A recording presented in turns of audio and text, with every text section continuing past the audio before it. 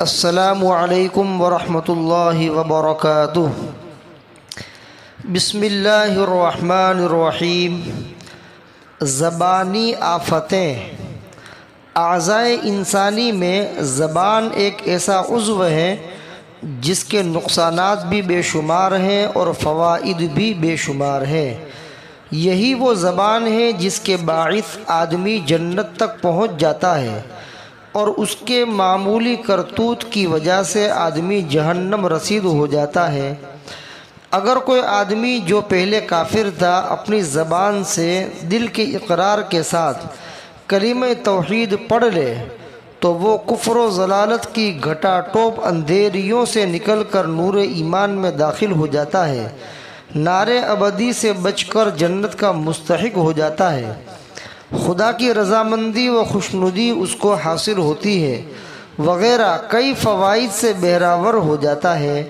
اس کے بالمقابل اگر اس نے اپنی زبان سے کوئی مبغوض کلمہ، کوئی ناپسند کلمہ جو اللہ کو ناراض کرنے والا تھا زبان سے نکال دیا تو اس کی وجہ سے جہنم میں پھینک دیا جاتا ہے، جیسا کہ حضرت ابو ہریرہ رضی اللہ تعالی عنہ سے روایت ہے کہ انہوں نے حضور اقدس صلی اللہ علیہ وسلم سے سنا، آپ نے ارشاد فرمایا کہ ایک انسان سوچے سمجھے بغیر جب کوئی کلمہ زبان سے کہہ دیتا ہے تو وہ کلمہ اس شخص کو جہنم کے اندر اتنی گہرائی تک گرا دیتا ہے جتنا مشرق و مغرب کے درمیان فاصلہ اور بعد ہے۔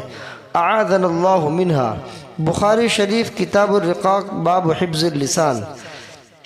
کبیرہ گناہ کی فہرست میں زبان سے متعلق کئی گناہ ذکر کر دیے گئے ہیں، لیکن چونکہ زبان کی آفات و نقصانات بے شمار ہیں اس لیے مناسب معلوم ہوا کہ لگے ہاتھ زبان کی آفتوں کو یکجا کر کے بعنوان زبان کی آفتیں کے تحت جمع کر دیا جائے۔ اس میں قارئین کے لیے، پڑھنے والوں کے لیے سہولت بھی ہے، بئی طور کہ ان کو ایک ہی جگہ پر یہ ساری چیزیں مل جائے گی، دیگر کتابوں کو کھنگالنے کی نوبت بہت کم آئے گی، اور ساتھ ہی جب ان کو بار بار پڑھا جائے گا تو ان سے بچنا بھی آسان ہو جائے گا۔ چونکہ بندہ کے پاس زبان کی آفتوں کے تعلق سے کچھ ہی باتیں موجود تھی اس لیے مزید باتوں کا متلاشی تھا۔ حسن اتفاق کے میرے رفیق درس حضرت مولانا مفتی عقیل صاحب دامت برکاتہم کے پاس 150 کے قریب زبان کی آفتیں مسودہ کی شکل میں موجود تھی، تو بندے نے بڑی لجاجت سے مفتی صاحب کی خدمت میں عرض کیا کہ اگر آپ بخوشی مجھے یہ مسودہ عنایت فرمائیں تو میں اسے اپنی کتاب میں شامل کر دوں، کیونکہ آپ کا یہ مسودہ بالکل میری کتاب کے موضوع کے مطابق ہے۔ تو مفتی صاحب نے وہ مسودہ مجھے اپنی کتاب کا حصہ بنانے کے لیے بخوشی مرحمت فرما دیا۔ چنانچہ بندے نے اس میں سے 126 باتوں کو من وعن یہاں پر نقل کیا ہے۔ میں شکر گزار ہوں مفتی صاحب کا کہ انہوں نے کئی سالوں کی عرق ریزی کے بعد تیار کیا ہوا زبان کی آفتوں والا مسودہ عنایت فرما کر بندے کی علمی معاونت فرمائی۔ اللہ تعالیٰ مفتی صاحب کو دارین میں بہترین بدلہ عطا فرمائے اور ان کے علوم سے پورے عالم کو فیضیاب فرمائے، آمین۔ اب ذیل میں انہی آفتوں کو نمبر وار بیان کیا جا رہا ہے، ملاحظہ فرمائے۔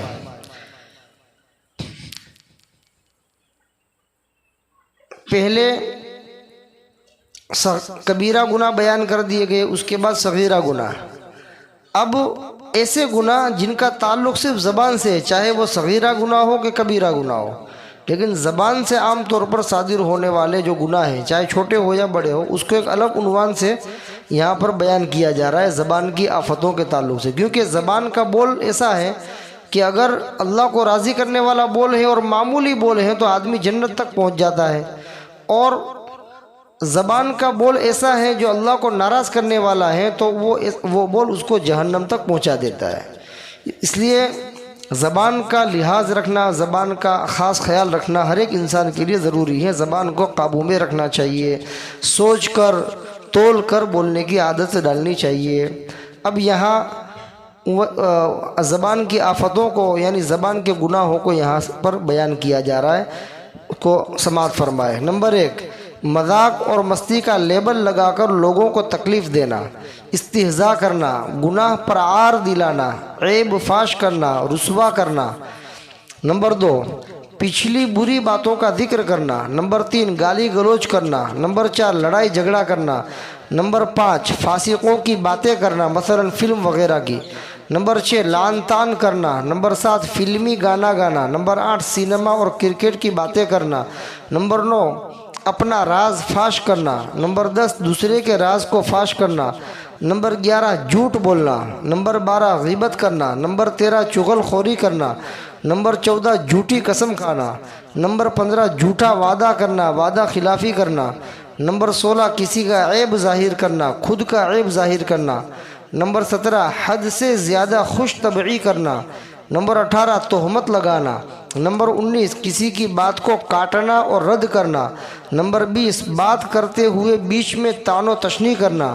نمبر 21، کسی کے منہ پر ایسی تعریف کرنا کہ اس سے مخاطب کے دل میں عجب، خود بینی، تکبر و گھمنڈ پیدا ہو جائے۔ نمبر 22، غیر مستحق کی تعریف کرنا۔ نمبر 23، دو رخاپن کرنا۔ نمبر 24، عوام میں ایسی باتیں کرنا جو ان کی سمجھ سے باہر ہو، مثلا تقدیر اور ذات و صفات کے متعلق باتیں کرنا۔ نمبر 25، جھوٹی گواہی دینا۔ نمبر 26، تکبر کے بول بولنا، حسد کے بول بولنا، حرص کے بول بولنا، ریاکاری کے بول بولنا، کینہ کے بول بولنا، حقارت کے بول بولنا، عصبیت کے بول بولنا۔ نمبر 27، کسی کا دل دکھانا۔ نمبر 28، ایسے بول بولنا جس سے حب جاہ یا حب مال کی بو آئے۔ نمبر 29، کسی عالم دین کی توہین کرنا، بے عزتی کرنا، بالخصوص اہل اللہ کی شان میں گستاخی کرنا۔ نمبر 30، لگائی بجھائی کرنا، کان بھرنا، کسی دو فریق یا دوستوں کے بیچ میں دشمنی ڈالنا۔ یہ سب گناہ ہے، زبان سے صادر ہونے والے گناہ ہیں۔ اس میں سے بعض گناہ کبیرہ ہے، بعض صغیرہ ہے، تو ہمیں زبان کے ہر قسم کے گناہوں سے بچنا ہے۔ اللہ تبارک و تعالیٰ ان تمام گناہوں سے ہماری اور پوری امت مسلمہ کی حفاظت فرمائے۔ وما علینا الا البلاغ۔ السلام علیکم ورحمۃ اللہ وبرکاتہ۔